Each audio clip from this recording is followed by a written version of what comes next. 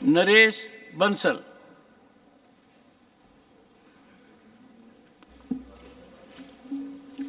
धन्यवाद सभापति जी। मैं माननीय वित्त मंत्री जी द्वारा केंद्रीय माल और सेवा कर अधिनियम 2017 के संशोधन करने वाले विधेयक का समर्थन करने के लिए खड़ा हुआ हूँ। माननीय सभापति जी, इस विधेयक में प्रस्ताव है कि जो ट्रिब्यूनल है सीजीएसटी का, उसमें जो नियुक्तियां होती है धारा 109 और 110 के अंतर्गत, उसमें जो पहले संशोधन हुआ था उसमें माननीय उच्च न्यायालय के रजिस्ट्रार ने इंगित किया कि जो ट्रिब्यूनल रिफॉर्म्स के अन्य नियम हैं उसके अनुसार ये नहीं है, अतः इसमें संशोधन की आवश्यकता थी। जो अन्य ट्रिब्यूनल है, चाहे वो वैट के ट्रिब्यूनल हैं, एक्साइज के ट्रिब्यूनल हैं या अन्य जो भी ट्रिब्यूनल हैं, उन सब में जो नियुक्ति का प्रावधान था, जो जज की नियुक्ति होती थी उनकी आयु 70 वर्ष थी और जो अन्य उसके सदस्य होते थे उनकी 67 वर्ष थी। जबकि इसमें जो संशोधन हुआ था उसमें आयु जज की 67 वर्ष और जो अन्य सदस्य हैं, टेक्निकल है, जुडिशियल है, उसकी आयु 65 वर्ष थी, न्यूनतम 50 वर्ष थी। तो इसमें ये संशोधन आवश्यक था और ट्रिब्यूनल्स के समान लाने के लिए कि जो भी उसमें नियुक्ति हो तो जज की आयु इसके तहत 70 वर्ष 67 के बजाय और अन्य सदस्यों की आयु 65 से 67 वर्ष की जाए। इसके साथ साथ सेंट्रल का जो ट्रिब्यूनल है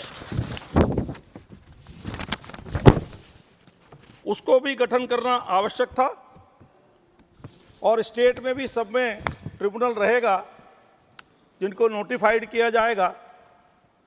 अगर ये सेंट्रल का ट्रिब्यूनल गठित नहीं होता है तो इससे न्यायालयों में सीधे लोग स्टेट ट्रिब्यूनल के जजमेंट से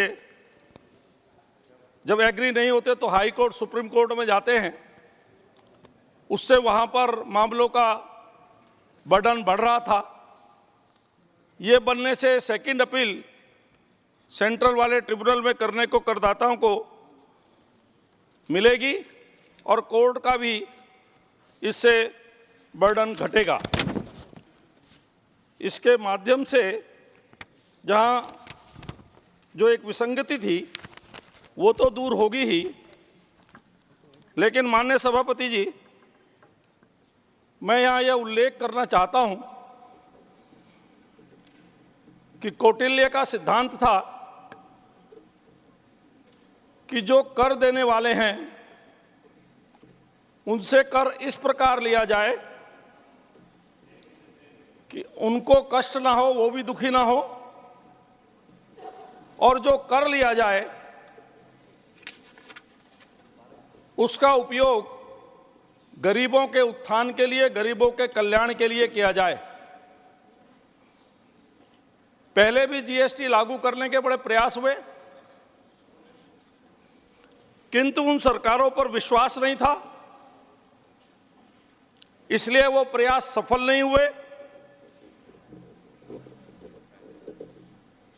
क्योंकि जब हम आजाद हुए, जो काम 10 वर्ष के अंदर हो जाने चाहिए थे, उन पुराने कानूनों को बदलने के वो 75 साल तक नहीं हुए। माननीय मोदी जी के आने के बाद सब प्रकार के कर सुधार भी लागू हुए, जिसमें से जीएसटी भी एक प्रमुख कर सुधार था। सबका मोदी जी के ऊपर विश्वास था,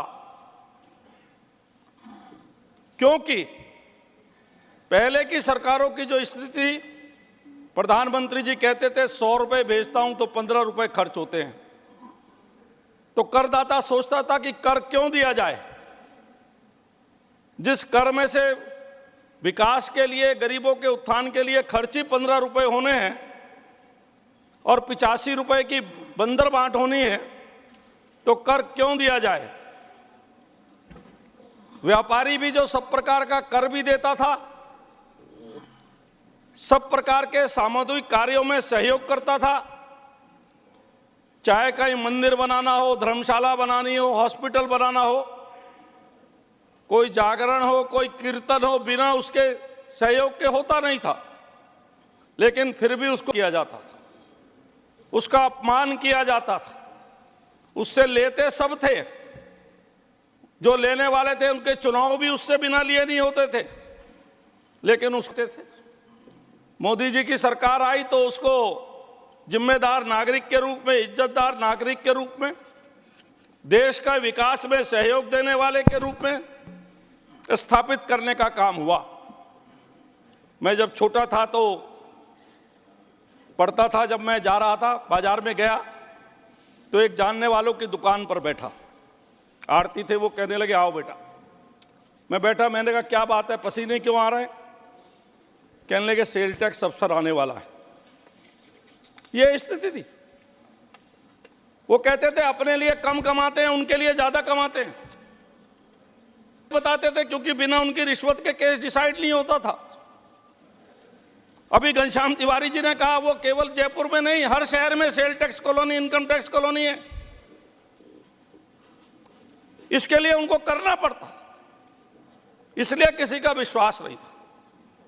जो विपक्ष के साथी, विपक्ष के लोग विरोध करते हैं, मैं उल्लेख करना चाहता हूं कि जब मोदी जी की सरकार आई और यह प्रयास हुआ कि वन टैक्स वन नेशन किया जाए और जीएसटी के माध्यम से 17 टैक्स और 13 सेस एक करके एक किया जाए, तो सरकारें बहुत सारी विपक्ष की थी। आखिर नेता और नीयत ठीक थी, नीति ठीक थी, इसलिए सबको विश्वास में लेकर के ये किया। क्योंकि जो विपरीत सरकारें थी वो भी अपने पॉलिटिकल एजेंडे के लिए विरोध करती थी, पर मन में उनके भी कहीं ना कहीं ये था कि ये मोदी जी की सरकार है, ठीक दिशा में चल रही है, इसलिए इसमें सहयोग करना चाहिए। सबने जीएसटी काउंसिल में सहयोग किया और आदरणीय सुशील मोदी जी बता रहे थे, वो अनेक वर्ष तक उसके चेयरमैन रहे।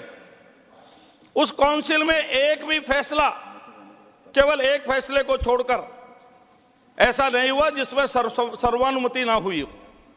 उस सर्वानुमति से फैसले हुए।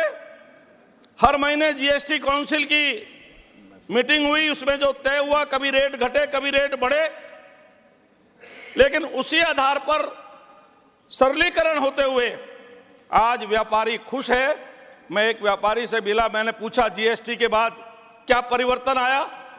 कहने लगे एक परिवर्तन आया, पहले मैं टैक्स 5,000 रुपए देता था लेकिन परेशान भी रहता था, आज मैं टैक्स 1 लाख रुपए देता हूं जीएसटी के बाद, पर मैं सुकून के साथ सोता हूं, कोई मुझे किसी प्रकार का भय नहीं लगता। यह जीएसटी का परिवर्तन है।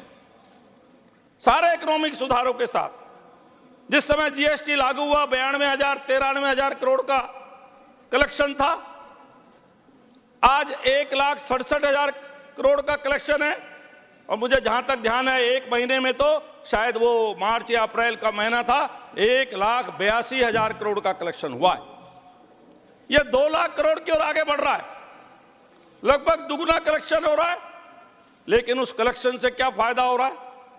देश का बुनियादी ढांचा बढ़ रहा है, नए नए फ्लाईओवर, नए नए हाईवेज बन रहे हैं, दूरियां घट रही हैं। माननीय सभापति जी, मैं पहले देहरादून से दिल्ली आता था तो 7 घंटे लगते थे, पेट्रोल डीजल भी ज्यादा लगता था, शरीर भी थक जाता था। लेकिन मैं अब आता हूं तो 4 घंटे में, और अभी 1 साल बाद आऊंगा तो 2.5 घंटे देहरादून से दिल्ली आने में लगेगी। यह मोदी सरकार का कमाल है। केवल बुनियादी ढांचा नहीं, देश के अंदर लॉ एंड ऑर्डर, शांति व्यवस्था जिस प्रकार से चल रही है, पूरे विश्व में आज विश्व का व्यापारी, विश्व का उद्योगपति, बंद करना सर, टेक्निकल फॉल्ट आ रहा, अपलोड नहीं हो रहा है, तो गरिमा मैम सीट लेके आ रहे हैं। मुझे बताया गया था कि 20 मिनट बोलना है।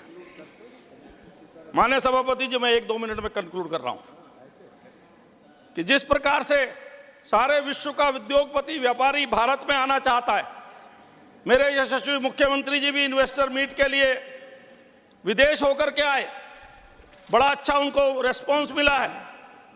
आज सब तरफ आगे बढ़ रहे हैं।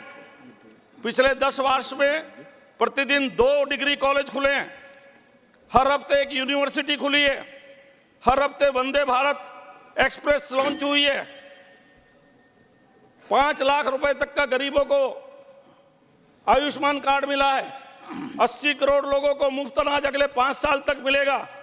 इस प्रकार गरीब कल्याण के काम, एमएसएमई को बढ़ावा देने के काम, सब क्षेत्र में व्यापक प्रगति हुई है। मैं इस बिल का समर्थन करते हुए पुरजोर समर्थन करता हूं, और माननीय वित्त मंत्री जी से मैं भी यह निवेदन करना चाहता हूं कि पेट्रोल और डीजल को भी जीएसटी में लाया जाए, क्योंकि हमने देखा है जब आपने एक्साइज, केंद्र की सरकार ने एक्साइज 10-10, 15-15 रुपए लीटर डीजल पेट्रोल पर घटाई, तो विपक्ष की सरकारों ने नहीं घटाई, महंगाई का शोर तो खूब मचाया। हिमाचल में तो यहां तक हुआ कि चुनाव में वादा करके आए कि पेट्रोल डीजल के दाम घटाएंगे, पर सरकार में आते ही तीसरे दिन 3 रुपए लीटर दाम बढ़ा दिए। इसलिए डीजल पेट्रोल भी इसमें आ जाएगा, तो इस प्रकार की मनमानी नहीं चलेगी। 1 nation 1 tax, 1 nation 1 ration card, ये सब चलेगा और देश आगे बढ़ेगा मोदी जी के नेतृत्व में।